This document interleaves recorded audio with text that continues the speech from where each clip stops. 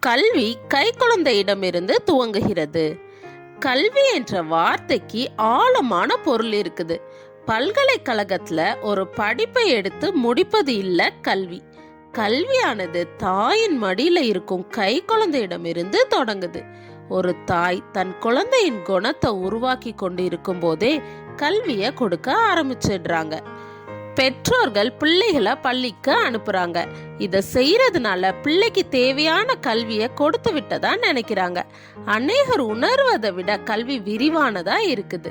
கை குழந்தை நிலையில இருந்து ஒரு நபரா வளரும் வரைக்கும் எந்த முறையில அந்த குழந்தை பயிற்றுவிக்கப்படுதோ அதுவே அதனுடைய கல்வி ஆகுது.